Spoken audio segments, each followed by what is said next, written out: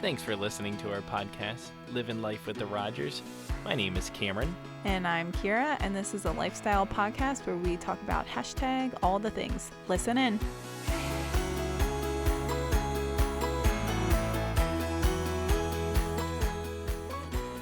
Hello, and thank you for listening to Living Life with the Rogers with Cameron and Kira. Hey. So we got Kira in action with our little over 2-week-old, and she's here taking care of baby Delaney. So if you hear some little, what would you call it, sucking noises from her? Squeaks or sucks. Then They kind of sound like squirrels when they're little. yeah, like if you hear like any chipmunk noises, then that's Delaney. So we're really jammed in here in the closet. And we're going to give this one a whirl. But today, speaking of kids, we're actually going to talk about marriages, or our marriage in specific. We're going to talk about our successes and mostly our failures, because we probably have more failures than we do successes. Well, that'll lead us into the first point, though, is when you're with your friends or when you're in public, not bashing. You can hear it. She's like... Not bashing your partner or your spouse. I think in the manly episode we talked about this a little bit, but having enough respect for your partner to not throw them under the bus when they're not around. We always like to be as honest as possible with the other person, even if it hurts their feelings, but they need to hear it. We just like to, go straight to the person, not in front of other people, behind closed doors. Sometimes we've said things in front of other people about each other that is something that's bothering us or driving us nuts or something that needs to be addressed, and the other person just feels hurt and embarrassed. And so this is kind of where this comes from. I don't like being called out in front of other people. I get really embarrassed. I like to keep things private if I can. So yeah, that was definitely something that we screwed up, and now we try and be more courteous to the other person and have private conversations about what's bothering us. Well, it's wild how shut down you get. We did this to each other. We would just, in the heat of the moment, you just talk down to your spouse. And then what ends up happening is then it creates some friction. And then the friction builds and builds and builds. And before you know it, you're 24, 48 hours of no talking, or even worse, you're 24, 48 hours of escalating the situation and just continuing to talk down at each other. Yeah, and along the honesty policy, our phones, we don't keep passcodes on our phones, and it's what's the word I'm looking for? A all are welcome policy. I was thinking of some other word. I don't know. Sleep deprivation. Transparency. Yeah. Would be a good word. Yeah, there was something I was thinking. You don't like but that? It's gone. It was gone 10 seconds ago. Anyone can look at my phone. Anyone can look at Cam's phone. We don't have anything to hide. So it's come check out the phone anytime you want. And we also try and keep communication with the opposite sex to okay, if I'm communicating with someone of the opposite sex, it's probably because it's a teacher or a coach, or we try and keep our friendships with the opposite sex to hey, he's friends with my friends, but we're not pursuing deep relationships with people of the opposite sex, again, just to protect our boundary and not give way to any temptation that could arise with that. We started our marriage off early on with transparency. And part of that was because I lied going into things. So a lot of my sexual sin, I had a lot of issues with pornography and lust and all sorts of crazy chaos. So I actually started our marriage off with a lie. So that was the big failure. I kind of came off as this goody two-shoe kind of guy. And so I kind of misled you. So I had to open up, confess to that. We had to have a lot of conversations from that. And that's what created our good systems of transparency, honesty, and you keeping our phones out in the open. Everything's just open and honest. Yeah, no, that's good. And if I'm I remember I used to be super close with someone at our old church, but if we were talking on the phone, he was on speaker and Cam was contributing, there was never times where it was just me and that person on a coffee date or out to dinner or at the bar. It's and it's not like about following rules. It's about protecting your marriage and not opening up doors that could lead to potential, problems. It's like, well, let's try and set ourselves up for success here, and keep the intimacy between us. I think that's hard. Like a lot of marriages lose intimacy, and it's like, okay, what can you do to continue to foster intimacy between you and your husband and not you and other people? So like we should be going to each other for, anything that we need or that we want to talk about or that we want to do together. And then, of course, like girlfriends are obviously I have tons of girlfriends. That's great. But there's like really just no need for me to have a deep relationship with another man, if I'm just being honest. And it's not about rules. It's about wanting to protect and keep the intimacy between me and my husband. Well, I think a lot of people, whether relationships or marriages, you go into it going, I'm never going to cheat. I'm never going to make a mistake. And so that rings true, especially like the first year, the first two. But for a successful relationship and a successful marriage, you have to think longevity. You have to think, like, this is a perfect situation where we're in. We're tired. We're raising 4 kids. There's now we can get snippy at each other. We can get short with each other. And that's when the devil loves to come in and create some friction. So building systems like we have of transparency, honesty, being open. I mean, with our iPhones, you can track each other's whereabouts. So we're always accountable to where we're going, what we're doing, and that it's, that's what's going to create and cultivate a long-term thing. So you ride the highs and the lows, right? So I don't think anybody goes into it going, oh, I'm going to cheat on my spouse. But then you hit a low point in your relationship, which any relationship's going to have plenty of low points. And then that's when one little misstep. Oh, let me just go. What's one coffee date? Mm-hmm. What's one drink going to do? It's not going to do anything. And then it escalates from there. Same thing with porn. Same thing with everything. Oh, what's one little quick visit to a site going to do? Yeah, it's like a slippery slope. It's like once you open up the can of worms and you start down that path, it's like before you know it, you're down and you don't even know how you got there. But it's small little steps. Like I think when people get to the point of like cheating or anything like that, it's like it wasn't just like one thing. There was a couple things that led there, and so it's like let's put the guardrails up and not even start those steps to get there, so that we don't end up somewhere we don't want to be. It's like a slip and slide. Like if you start committed towards that slip and slide, there's really no return. It's not like you start sliding and you pick yourself up. You're in for the full run at that point. So yeah. So again, not about putting all these rules on each other. It's just about, hey, like we love each other and we respect each other and we want this marriage to work. So what can we do to set ourselves up for success? What about love language? Do you know all 5 of the love languages? Oh gosh, I used to. It's like the gifts, words of affirmation. That's all. My brain's Physical shut down. touch. Physical touch. Yeah, you keep going with it. You're crushing it. Acts of service. Yep. Quality time, which is my love. Oh, clearly it doesn't mean now much to you. Now I'm spoiling. Okay, so yours kind of changes, I feel like.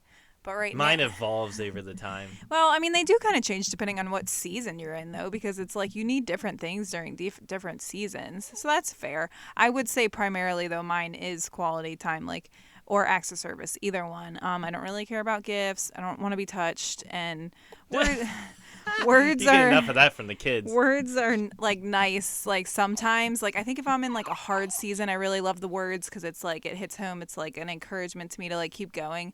But if I'm gonna just blanket statement, I am definitely quality time. What are you? So yeah, I guess mine's kind of changes a little bit, but so it's weird. Sometimes I'm gifts. Definitely like quality time. That's one of my top ones for sure. So and then acts. I would say it's. I thought you were words. That's what I'm saying. I'm kind of all of them, and it does change. Like I think I'm like, okay, if you haven't said a word of encouragement in a while, it means a lot. Like words of affirmation. If every once in a while when you're like, oh, I help take the trash out, which is one of my chores, like it helps out a lot. So it kind of changes. I'm like a chameleon of love languages. So basically just pick one and do it. But we bring that up to say it's helpful to know your partner's love language because when we first got married, we were putting a lot of effort into loving each other, but it was wasted energy because it was not hitting the person where they wanted to be hit or scratch the itch that they wanted itched. I'm just gonna let you go with that one. Just keep going. My metaphors today are rough. But yeah, long story short, Cameron was like really big on giving me gifts, and I was like, honestly, I could care less about these gifts, no offense, but growing up, I was given a lot of material things, and I really just wanted to like have quality time with my people, or like more words of affirmation. So it was just kind of like meh. So then when I met him, I was like, listen, I was spoiled rotten. I don't need no gifts from you. Like, just spend some time with me and maybe do something for me every once in a while. And that's going to mean a lot more. So, even for like birthdays and anniversaries, he still feels insecure, like not buying me something. But I'm like, I promise you, like, I just want to like go do this or have this experience or have you give me a massage or, non materialistic things. So, it is helpful to know how to best love your partner so that when you go to put effort into loving them, it is actually making a difference. The effort's paying off for sure. So like if I went out and I like vacuumed the car and got it all detailed for you, you could care less, right? I mean, no, I do appreciate that too. But Okay. Well, it was so funny because early on, that's why I would kill myself to find the perfect gift, and that was a lot of my family's love language was gifts, and so I just kind of carried that into marriage, and man, like your reactions were just, ugh, they just stuck a dagger in me. It was hard, and then thank God I finally learned that. I'm like, all right, we finally had that conversation. We read that book, The Love Language. I think it's by Chapman is the author, and it transformed everything. We finally got to huddle up and go, okay, what do you like? And yeah, it feels weird because you want to love other people based on what you prefer. So that's kind of your factory settings to go, okay, let's say I'm a physical touch person. Well, I'm just going to show you what I want. So I'm just going to, I'll give you a shoulder massage. I'll rub your hair, do all that kind of stuff. And in all reality, you're swinging and you're missing because you haven't even asked your spouse what they really want. Right? So saves a lot of time, saves a lot of trouble. Yep. And that's good. Okay. Let's talk about how many fights we used to get in over our schedule. A lot. Well, I was a stereotypical man. I'm like, what schedule? What are you talking about? You remind me like 7 times, and I'm like, well, what's going on here? So part of that was due to the fact that we have like 17 different calendars. We had like an in-person calendar, like one you hang up on the wall at home. We had our phone calendars, and then you had like this Trello app where you had it's like it was too much. So to my defense, it's like we can't have 17. I thought if I put the events in more places, you would actually know when they were just happening. Sprinkle them all throughout different opportunities. Yeah, I mean, we've tried it all over the years, and I think the best thing that we found is literally just syncing our calendars on our iPhones because I love a paper calendar. I love paper, like to-do lists, planners. I love old-fashioned paper, but another way of saying you just love to kill trees. I mean, I just love writing things down and checking them off and all that. So having it displayed, like that made me feel organized. But the problem was that we were out and about scheduling things, and so then it was like I had to remember to put it on the paper calendar when I got home, and B, we were always in 1,000,001 places. So it's like if you need to check and see what time you need to be somewhere or a kid needs to be somewhere, it's like, well, the paper calendar at home ain't helping you. So we just figured it was best just to sync our phones. So anytime anything that needs to be scheduled arises, I'm like, it's like I was about to just make a bad reference and say it's like our Bible. It's not our Bible, but like we pull it out and it's like, this is what our family like lives by is like this, to make sure that everybody is where they need to be and we're not over committing ourselves or scheduling things at the same time. Well, I think it's a bigger issue of entering each other's worlds. And so for you prioritize, using your calendar and doing things like that. And what took me so long and why I failed at it for so long is I had my work. I knew every single day, okay, I have to go into the office, or now I do construction, so I have to go to this client's house, and I'm doing this project. And then you would be like, oh, Zoe has a doctor's appointment at 9. And I'm like, okay, good for you. so I didn't really give it the time of day. What changed for me was actually, like, I got more involved in your world. So I actually had a little bit more flexibility to go, okay, let me help you. I'll take Zoe to the doctors. So once I started introducing myself to your world a little bit, then the calendar became more of a priority to me. So I think the issue is we have to enter each other's world a little bit. Like, I'm not sitting there saying you, Kira, have to be a construction expert, but know a little bit about what's going on. Like, what is an estimate? What am I doing today? Where am I, get a little bit involved, and then vice versa. I had to understand raising children, which let's just get on the record to say that is the hardest job, and I will fight you tooth and nail if you want to try to fight me on that. But yeah, send your hate mail over and we'll delete it immediately. But enter each other's world, and then I think just naturally your calendars will sync up more. Yeah, no, that's good. But I know, that, like, I feel like I would just get frustrated because, I mean, I am good at like scheduling and planning. So it was like, okay, I did it for a while, but then like, you'd every day be like, well, what do we have this day? Or can I do this? Or like, I'd be like, hey, we got to be, and you're like, oh, I didn't know that. And I'd be like, sweet loving husband, it's on the calendar, check. And so like even now, like I don't have to say it as much, check the calendar, like you are definitely much better. But it was like I felt like, I think it just felt like another thing to manage, like, okay, not only do I have to like raise these kids, run the business, plan the calendar, but now I got to get my husband caught up to speed. Like it just created some like resentment. I felt like I was like having to like babysit you when it came to like what we needed to do and where people needed to be. So then it's like, yeah, once we figured out how to like make it a group effort, and like I wasn't the only one scheduling things and you could be a part of it, then you weren't asking me all the time, and it took that resentment level down for sure.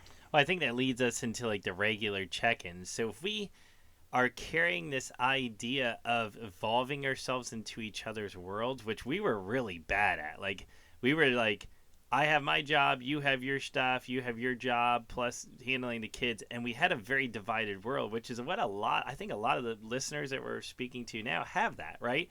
So one spouse goes one direction, the other spouse goes the other direction, and then by the time you're actually sitting down at like a 7:30 dinner is the first time you've talked all day, and you're trying to merge your calendar, merge all your chaos, and our own worlds become so hectic and so chaotic. We don't take the time to realize or even just understand that we are in this with another person. And so this leads to our next point, is the regular check-ins with each other. And having a conversation and really trying to, I hate kind of using this analogy, but it's true, like stepping in the other person's shoes. So over dinner, or make sacred time together, maybe it's after you put the kids to bed, to check in with each other, to ask those questions. It starts off, we always kind of do like, how was your day? Oh, hate my job. Okay, well, how was your day? Oh, can't wait to quit. Like, and that's the end of the check-in. But like, okay, what was the highlight of your day? What was the low point of your day? What are some things you have coming up this week that are causing you stress? What, is there anything I can help? Like, I saw the calendar, there's certain appointments coming up. Do you need my help? Right? So really asking specific questions as you check in with each other. And we used to do it once a week, but we kind of learned that, I mean, now with 4 kids, I don't think once a week is it's not like even now enough. it's like nightly. It's like, okay, Yeah. what's tomorrow look like? Yeah, what's the next hour look like? One day at a time. But like there's so much going on like all the time, and being small business owners, like we're all over the place. Like no week looks the same. It's just a hot disaster. So it's like with 4 kids, business, all this stuff, like we have to be checking in pretty frequently. Otherwise, someone's going to get lost in the shuffle, or, like our needs are not going to be met because we just don't know what's going on. So, yeah, it's definitely good to check in as much as you. And we did a whole podcast on healthy communication. I feel like that kind of ties into this too. Like how you communicate, what you communicate, and how, communicating frequently is definitely like a really big key to having a healthy marriage. Yeah, when you're doing the check-ins, having a little empathy and understanding of what the other person's going through goes a long, long way. So, Okay, this is a fun topic. You sound you're like, this is a fun topic. It's not. It's kind of awkward, I think. Let's talk about intimacy a little bit. Oh, God, I'm out. See you later. So if your name is Marlene Fornwalt Woods or Leslie Ann Rogers, you can go ahead and pause the podcast right now, because I really don't want you listening to this part. What happens in our closet stays in our closet, except when we shout it out on a podcast. When thousands of people listen to it. No, I'm just kidding. Not thousands. When like 10 people listen to this. 10 people, hopefully not my mom. So we do not include porn as a part of our intimacy. That almost sounds like an unpopular opinion nowadays, doesn't it? Yeah, I guess that is my unpopular opinion. We keep what's like intimacy between the two of us and we don't like to include anything or anybody else. I mean, nowadays, yeah. I mean, in the past, I would have laughed at you for saying that. Nowadays, that's actually a real thought you're making. Yeah, and this is like, okay, so we met pretty young. Like I was, what, 18 when we met? Yep. And you were like 21, 22, I don't know. And It's all just hazy at this point. yeah, it's a long time ago. Um, I like had partners before, like not a ton, but like it was all within like a span of, listen, I had a rough year, okay? So, I had like some baggage from that, and then you had baggage from porn, which is why it's not included in our intimacy. So, when we first got married, we kind of like struggled. It's always been like a hot point in our marriage. Like it's something we've really had to like work through, put a lot of effort, put a lot of prayer, communicate a lot about, and like trial and error. But it's Yeah, like definitely when we something, get busy, it's like one of the first things that kind of takes the hit. right? And it's so important for reconnecting. I mean, it's just is like it's such an important part of marriage, and I think if you lose that in your marriage, like yeesh, you're looking at some troubled waters, because you're not connected in that way, and you know your man is not satisfied, and that can lead to a whole nother slew of temptations and needing to feel affirmed and uplifted in other places, which But we let do me not pump want. the brakes on this because, and I'll speak to myself and I'll speak to all the guys out there. Some guys, including myself when I was younger, when I was in my 20s, thought, one day without it, you were going to die. I know there's a lot of people out there that think that literally, like, they're going to have a heart attack. And We had to to talk a away. lot about expectations when we first got married, because it was like he had a number in mind for weekly activities, and I had another number, and they were not the same. So we had to like meet in the middle on that. But that's what I didn't realize is how much the porn and just my over sexualized brain impacted that number. And so then going into our marriage, I'm sitting there going, oh yeah, I mean, 2 times a day, every day, right? Like, I mean, what's wrong with that? And we tried to meet in the middle, but it never quenched that thirst that I had built, because it's kind of like somebody that drinks a lot of beers, right? Like you build up this tolerance for it, and before you know it, you're cranking back a 30-pack. And that was me when it came to sex. It was like there was never enough to quench my thirst. So then I started throwing that responsibility, instead of accepting it as saying it's something that I'm doing that's wrong. It was, oh, well, this is your problem. You just can't keep up. And I started projecting my issues onto Kira. And so it was critical for me to get healing in this. It was critical for me to talk to a counselor. It was critical to start being transparent with my spouse. And over the course of times, and it kind of does help when you add 4 kids to the mix, is now I'm like, you know what ranks number 1 in my head? Sleep. Then number 2, coffee, and then number 3, probably sex and intimacy. So it's definitely taken a couple hits down, where it kind of belongs, for a season in life. And so don't put the blame on your spouse. I think there's a lot of people, oh, I got into porn because my spouse wasn't doing. Well, maybe you need to spend some more time communicating, sitting down with your spouse and talking things through, right? Yeah, and we're both very much like, it's not just about like pleasing the one person or the other person. Like, I think we want to have like intimacy where we both feel like fulfilled and taken care of and like enjoying it. Like, I'm not gonna like, we're not into like faking it just for the sake of the other person or anything like that. Like, we want to do it and connect and both feel like, we were affirmed and enjoyed ourselves, not just like. Yeah, and I hope Delaney's not listening to this as you're holding her. I mean, that's how we got here. So Delaney, we would like to talk to you about how you were born. Your mother and your father are in love. no, thank you. But yeah, I mean, just to speak to the ladies out there too, like there's been times like, I mean, I guess, I don't know if we're a typical situation where like Cam's sex drive is a little bit higher than mine. I'd imagine that's most people, but maybe not. You know what? Maybe there's a lot of women out there that are horned up and their husbands are like, you're not interested. Not really sure. But there have been nights where I'm just like, okay, I could probably just sit on this couch and scroll on my phone for another hour and then pass out. But what I know is best for my marriage is to fight for that intimacy. And it's like once we get together and like we, start whatever. You guys know how this works, but like Yeah, would you like to share with our audience how this works? yeah. It like I would find myself like enjoying it and being so glad that I did it. Like we would feel so much more connected. And yeah, it was like worth it to put in that effort. I feel like a lot of these things that we're talking about is like, are you making the effort? Like, are you caring enough about your relationship and wanting it to succeed and to be healthy to make the effort? And I feel like, I mean, that's really just the truth about everything here, folks. I could wrap up all of our podcasts by saying, are you making the effort?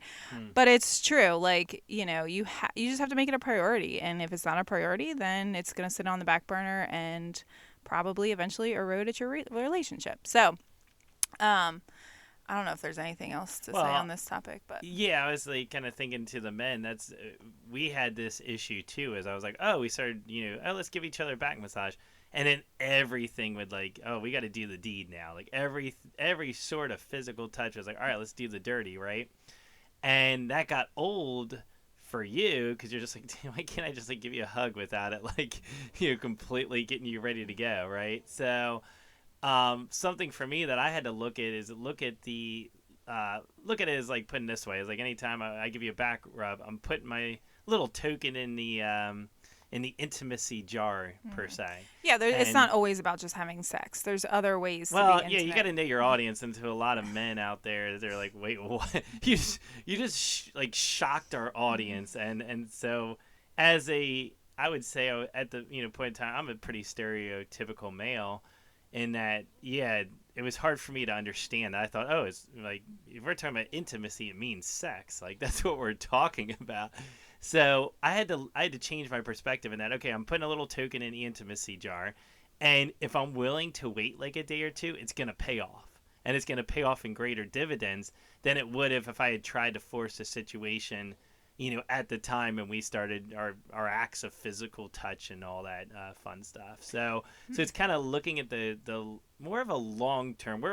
We're as men in our culture, we're about I need it now, I needed it yesterday, I need it immediately.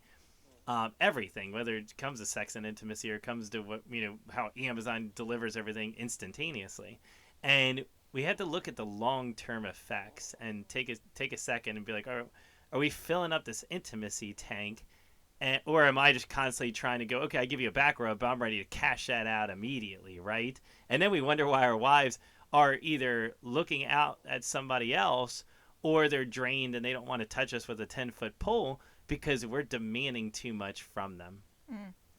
Yeah, and then one other thing I'll say I struggled with in the beginning, because this is like a struggle area for me. If anyone out there believes in generational curses, then yep, this one is being passed down to me, but I am trying to break it. So we obviously believe in like purity before marriage, even though we did not follow that. Yeah, so let's cut the crap right there. If we're no, kind of I'm off saying, legalistic, we failed. No, I think that's obviously the way to go. Like it should be something that is like so sacred and so special. Like I hope that for our daughters now, I live in a very realistic world, and if they're anything like their parents, they're going to screw up, and that's fine. But if we're looking at God's design and what he intended, yes, I agree with that. I think that, it should be something that should just be special and sacred between you and your husband. However, that was not my case. But when we got together, we like messed up, and then we had like a period where we were like, okay, we're going to be good. And so we like didn't. But then, comes your wedding night, and then the expectation is like, oh, well, now it's just okay. Like we can just go to town and be crazy and do whatever we want. And it's like, I didn't feel that. I was like, oh, well, now it's okay. Like nothing felt different. It was like, yeah, we're married, but like nothing just changed. So it took me a while to feel like fully comfortable with myself, to like open myself up in that way to Cam, and, kept just like a little bit. And I still have to like fight to just feel like full sexual freedom, I guess is how I'll describe it. That's a great way to describe feel like I can just be completely vulnerable, completely free, like do whatever we want, like not feel shame, not feel like doing something wrong or like so yeah, so I don't know, I just think like it's just again something that you really have to like just keep pushing little by little, and being mindful of in order to like have what I mean. God intended sex to be like the greatest thing before heaven. Like He Like a wants that slice for of heaven, us. yeah. Yeah, He wants that for us in our marriage. He wants us to enjoy it and to love it. It's like a gift to us. Like, hey, this is a time where you're just gonna feel like completely like almost otherworldly, you know. And but I had to like really work through my baggage, and past experiences, getting those out of my brain in order to get to that point. Yep. And piggybacking, I had to work on my brain. I mean, I think that's what we're both saying is we had to both work in our brain because my brain was so damaged and over sexualized, and then you ended up having to deal with your own things. And when we both did that, then we actually landed on the same page because we were both willing to put into work. It wasn't one spouse compromise. I mean, we had to compromise for each other a lot initially, but then once we both worked on our mental health, then it really, it was like, oh, well, this is where we land. It felt more natural. But Yeah, and I think too all the things we talked about before, like lowering resentment in areas like everyday tasks that need to be done. Oh, I have to mention that too.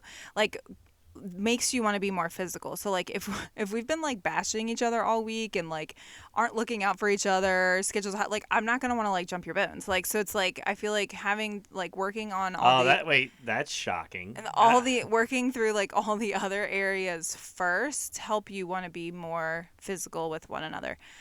Also, I forgot about this when we got married. We remember what we did with chores, like household chores, so we wouldn't fight about chores. Uh-huh. What did we decide? I do. Well, you talking about who does what? 'Cause Yeah. I do laundry, and let me tell you, kudos to you because you made a wise decision. You decided to do the dishes. I decided to do the laundry, and then everything else we just agreed to be 50-50. And let me tell you, with 4 kids, can I tell you guys about laundry? There is not enough Tide Pods in the world to do laundry. Like I've actually considered having, and I don't know if this is overkill. I don't think it is. Can you have like 2 washers and dryers in the house? Like I need like my own laundry mat, just to kind of keep up Yeah, with it's a it. lot of So laundry. But yeah, we just like we've always just like set the expectation of who's doing what, so that again, you want to keep those resentment levels low. So it's like, well, I have my job and you have your job. So if the dishes aren't done, I have nobody to be mad at but myself. Like, it's like I don't know. We both are like, listen, we both care about this house. We both care about this family. Let's split this up as fair as we can and work as a team here to kind of get all the things done that need to get done and not like fight. Avoid well, stupid fights if you can. and to some people, they go, okay, you said you're going to do the laundry and I'm doing this. Now if you don't get it done, I can scream at you about it.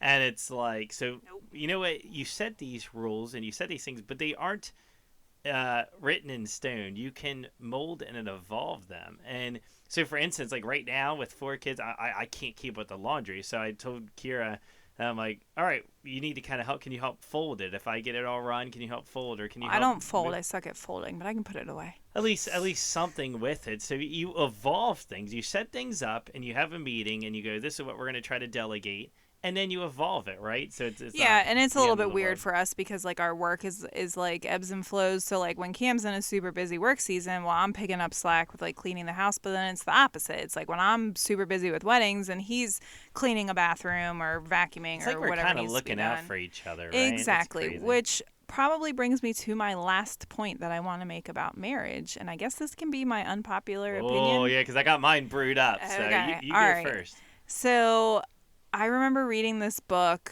before we got married called The Meaning of Marriage, and I just really loved the perspective that it gave us. And it was like, listen, you are in marriage the main reason God designed marriage was to glorify Him and to be an example of Him and His church.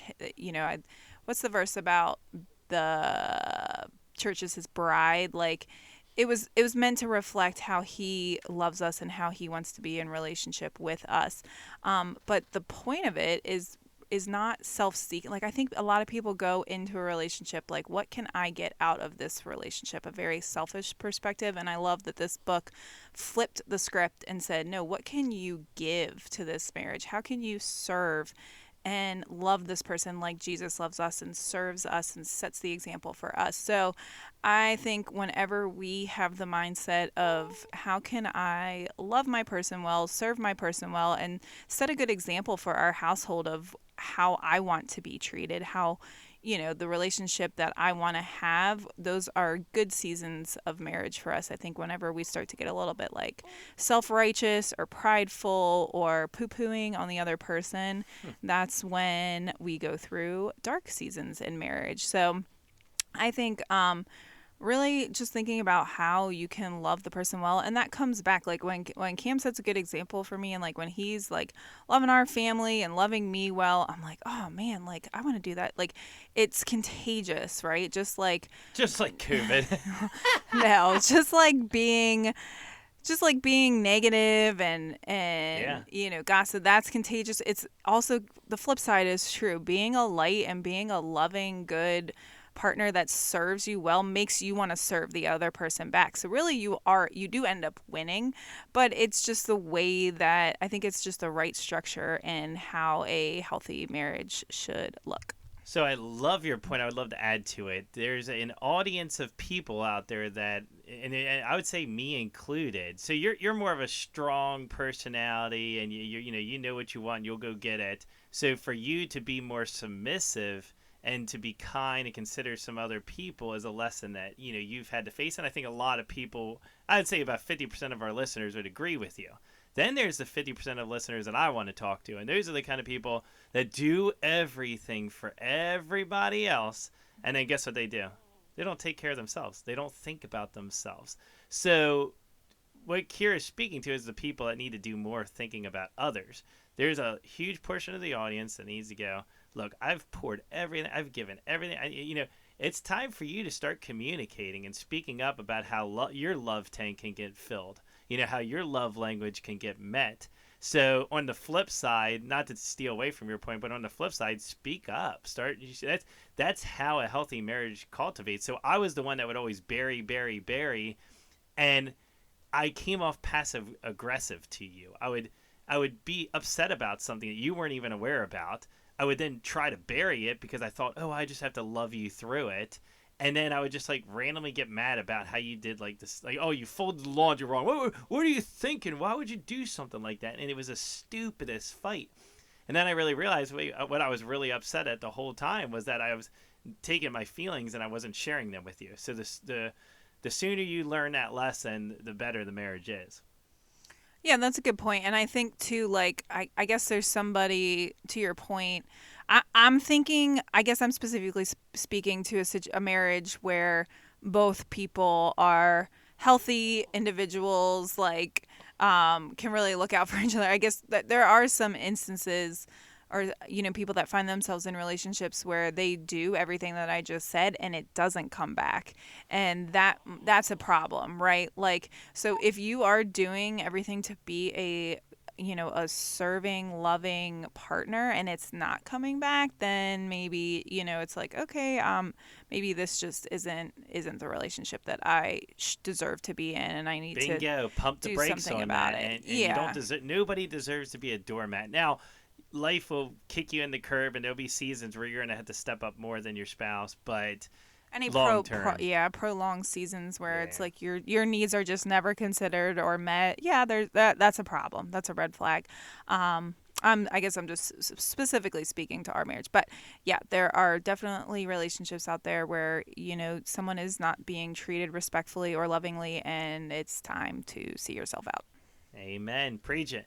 So I'm pumped about this one. So I would say my unpopular opinion is, as the church or a body of believers, those that are in the church and call themselves Christians, we have to do a better job with what we're preaching and teaching to people about marriage. So we live in a culture with a high divorce rate. We live in a place where we're doing all sorts of things all crazy wrong right now.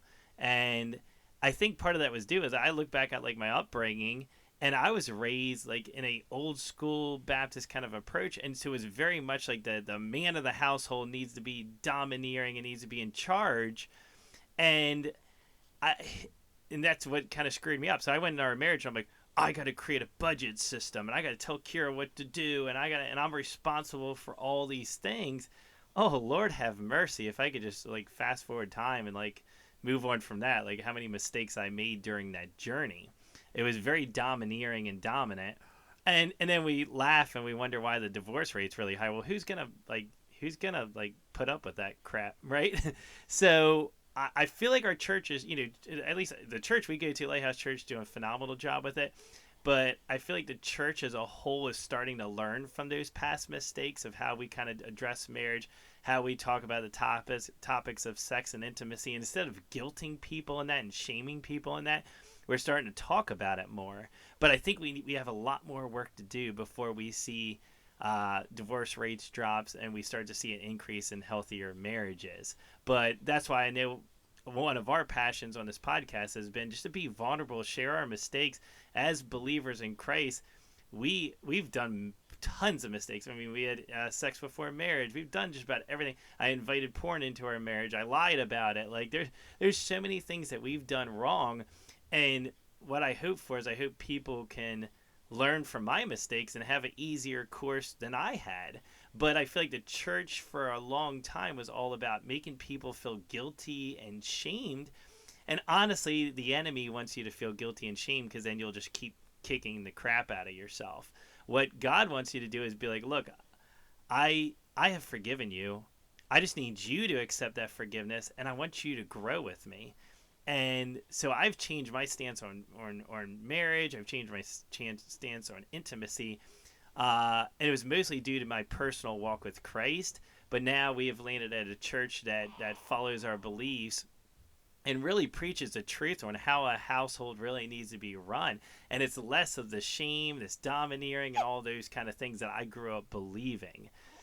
Yeah, I think it's just, we're two equal partners in our relationship. Like we both have needs, dreams, desires, and how are we going to work as a team to get our needs, both of our needs met, rather than just dominance. Yeah, it's like though the man's needs matter, the women's needs don't, and the woman's there to serve the man. And it's like, well, okay. So, we're moving away from that philosophy and more of like, let's just look out for each other. Let's serve and love each other and make sure that we're all healthy and thriving and nobody's being stuck just serving the other person and there for the other person's disposal, right? So it's like, and I'll address the elephant in the room is the Christian culture is going to, and they already know what I'm alluding to, and they're saying, oh, the man's the head of the household. What are you saying? The man's not the head of the household? No, I'm actually saying yes, there is a structure to things, and I'm saying yes, the man is the head of the household. But guess what that really means? You know what that really means? It's not this domineering, like I'm the president of the Rogers family. It's this, I am responsible for the good and all the bad that happens to this family. So the blame lies with me first, right? So it's like when you walk into you walk into a grocery store, you have a terrible experience. Are you going to yell at the person at the checkout? No, eventually you ask for a manager. That's the person that's in charge. And so we always look at it as like, oh, if I'm in charge, then I get to be domineering. No, you know what it really means? If something goes wrong in your household, look at me, right? Look at Cameron. And if people in your household aren't happy and healthy and thriving, then like something's going on at the top, right? So it's Amen. Like it just means you have a big responsibility. It doesn't mean you rule over us, but you have to consider everyone in the house. We have to consider everybody's needs. And again, we're going to work together as a team to make sure that everybody's healthy and happy, and it's not just the leader's happy and that's all that matters. And once I became less domineering, understood that I have the responsibility of raising my family to know God and love them well and empower them. Wouldn't you argue, Kira? Because I think this is the argument that, oh, that Christian way of thinking that the man is the head of the household is that the woman is just a puppet. And I would argue and say if I do my job correctly, haven't you been, Kira, more empowered than you ever have been to be you can be a fearless leader. you teach to people. You're capable of whatever you want to do, right? Yeah, and I think I helped you break that mold, because it was like, with my personality, I wasn't just gonna like bow down. Oh no, it was good. It was great. So yeah. it was like, but again, we had to learn how to work together, to be respectful and loving to one another, and nobody was like just bossing each other, because I can be a little bossy. So it was like, we had to learn how to like respect one another and work together as a team. But yeah, no, I like that. Nobody needs to be bending over backwards for the other person. We should all be looking out for each other in a healthy relationship. So Love it. we're gonna put a pin in it. Thanks for listening. We got real there. I was gonna bring up one other topic that I didn't, because I was like, I think that's too far. I don't really have a filter, but I think it's gonna be too far. So if there's anything else that we didn't talk about that you want to know about, go ahead and DM us on Instagram at Living Life with the Rogers Family, and we will catch you on the next episode. See ya. Saw ya.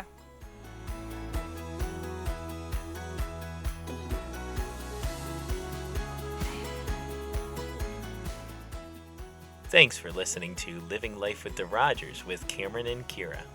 You can find us over on Instagram at Living Life with the Rogers Family. We love to post on there, and we will check in on DMs and comments and get back to you guys if you have any questions. And if you would like to hear future episodes, make sure you follow or subscribe wherever you get your podcasts. See ya.